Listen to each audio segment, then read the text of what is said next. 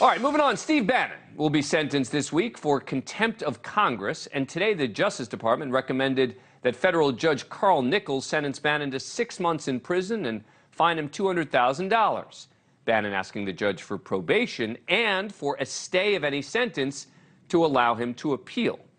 In July, the former Trump White House advisor was found guilty on 2 misdemeanor counts of contempt of Congress, one for refusing to appear for a deposition, the other for refusing to produce documents to the committee, each punishable by up to a year in jail.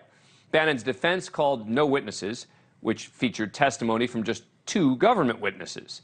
Bannon's attorneys had claimed their clients' conversations with former President Trump were shielded under executive privilege, despite the fact that Bannon had not worked in the White House for over 3 years.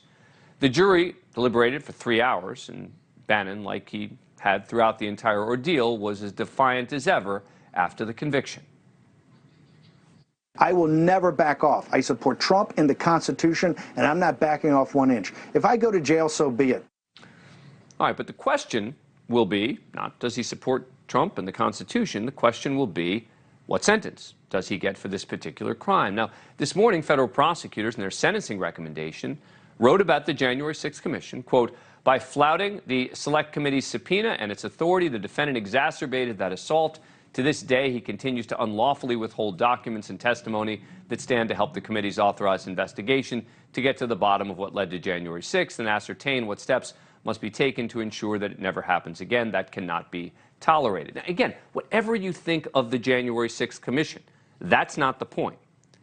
They also cited Bannon's comments on his podcast, where he used violent rhetoric against members of the committee, like this. Pray for our enemies, okay? Pray for, because we're going medieval on these people. We're going to savage our enemies, so pray for them.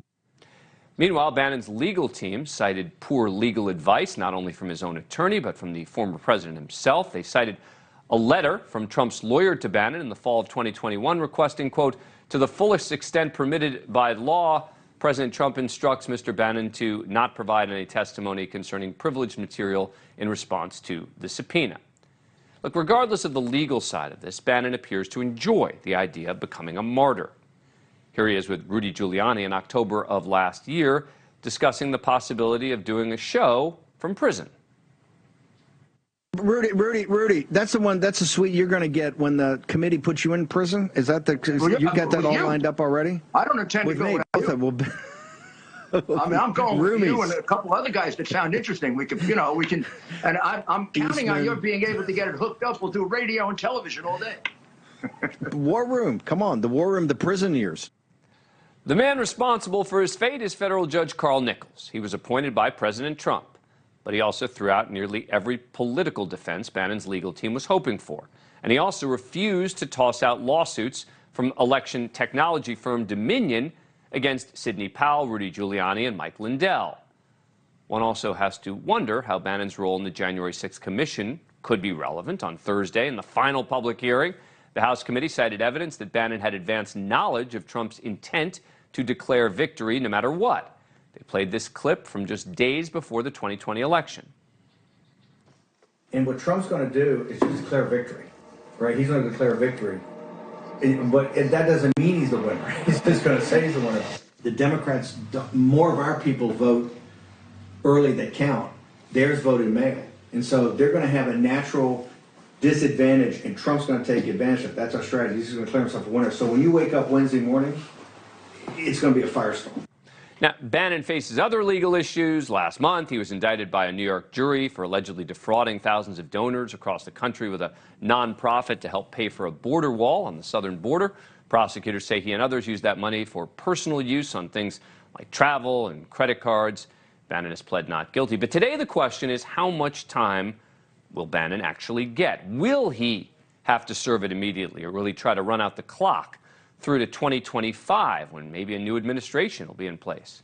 Joining us now, Danya Perry, former United States Attorney for the Southern District of New York, where she was the Deputy Chief of the Criminal Division. She's been following this case closely. Danya, thanks for coming on the show. Appreciate it. All right, so give us a sense of what kind of sentence you think he could get here. He's asking for probation. DOJ saying 6 months. Right. So there's a pretty narrow window. The Department of Justice is asking for the top of the advisory guideline range, which was 0 to 6 months, but there is a mandatory minimum sentence of 1 month here. So really, we're just looking at a pretty narrow window of 1 to 5 months. Bannon is asking first for a stay of the imposition of any sentence because he thinks he will prevail on appeal. And we could talk about that, but then he's asking also. But all right. So what do you think he's going to get here? We know what they're arguing. What do you think that the likely 1 month to 6 month range? Where do you think it lands? I'm going to go out there and say I think the judge will either will impose 6 months but stay it. I think the government made a good case, I think, for how this contempt was really particularly contemptuous. And it laid out example after example where Bannon went above and beyond and made some really vile comments at every turn. And of course, the judge is atmospherically aware of what's been going on in the January 6th hearings. So I think if he's going to get a sentence imposed, and I think he will, it will probably be at the top of the range. How much do you think that matters? You mentioned the January 6th Commission. How much does it matter, sort of what was happening outside the courtroom? Comments he was making, his role broadly in January 6th. Should any of that matter in terms of this particular sentence? I think it does matter to the court. They are looking at the full picture. The sentencing proceeding is really the first time, the only opportunity that the court has to take into consideration all the facts and circumstances of a defendant's entire life, from their background, their biography, their family, their job, and the kind of person, the measure of that person. And so all of those factors, both sides argue the good and the bad, and the government went all in swinging. All of these comments that Bannon has made outside of the courtroom very well may and often do seep into the judge's consideration. So I don't know what Judge Nichols, of course, will do here and what he will filter out or won't, but often it is taken into consideration. Danya Perry, thank you. Great to see you. Yeah, you too. Thank you for watching. Go to newsnationnow.com to find NewsNation on your cable provider.